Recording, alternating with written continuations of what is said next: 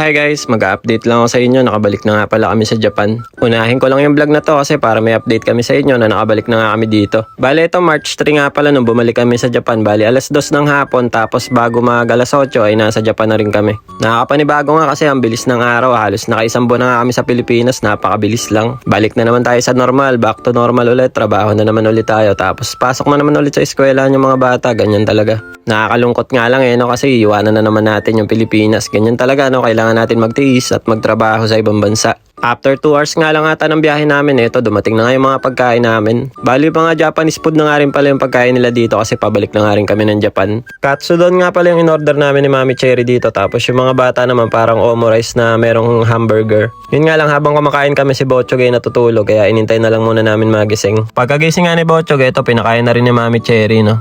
Si Botchog niya bossing na bossing no, nung papunta siya nasa bintana, nung pauwi siya pa rin sa may bintana Makalipas nga 5 oras at kalahating biyahe natin nakalapag na nga rin pala kami ng Japan. Gabi na nga pala kami lumapag dyan, mag-alas 8 na ng gabi. Siya nga pala yung mga vlog natin sa Pilipinas na hindi pa na-edit, abangan nyo dahil yun na yung mga kasunod pagkatapos na itong vlog na to.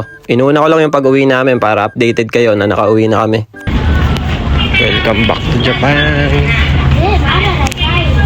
At eto, nung makalusot na nga kami sa mga checking nila, kinuha na rin namin yung mga bagahe namin para makauwi na. Buti na nga lang walang pasok yung lola ko at saka yung mama ko, kaya ayan, nasundo nila kami sa may airport para may katulong kami sa mga bata kasi medyo marami kaming dalang bagahe guys 2 maleta tapos nag-plus pa kami ng 30 kilo. Kung tatanungin nyo naman kung magkano yung binayad namin sa pag-add namin ng 30 kilos, nasa 5,000 yan nga pala mahigit. Kaya naman kami nagdagdag ng kilo dahil yung mga pagkain natin sa Pilipinas, syempre dinala namin dito. Lalo na yung mga pagkain ng mga bata, yung mga Paji bar, tapos yung mga biskwit na paborito nila. Siya nga pala, nakauwi kami nito, mag-aalas 12 na rin nata ng gabi dahil yung sasakyan namin na train ay hindi kami umabot. Kaya naghintay pa kami ng halos 1 oras bago makasaya ulit sa may express. Pero okay lang yun, ang importante may katulong kami pa uwi meron kaming katulong sa mga bata kasi kung kami lang dalawa ni Mami Cherry hindi namin kayang bitbitin to kasi 3 yung bata namin dala. Makalipas ang 1 oras ng paghihintay namin nakasakay na nga kami ng train, parang bullet train nga pala to guys, mabilis din siya dahil express. Tapos pagbaba nga namin ng train dahil wala na rin kami masakay ng bus dahil gabi na, nag-taxi na lang kami pa uwi hanggang sa bahay. Fast forward ko na, nandito na kami sa bahay, nagpapahinga na nga rin kami dahil nga pagod na rin sa biyahe. So yun lang muna guys yung update natin for today's video at kay Mami Cherry muna kayo magabang ng vlog dahil yung page natin hindi pa rin maayos. So paano guys, hanggang dito na lang muna. Kita-kits na lang ulit tayo next video.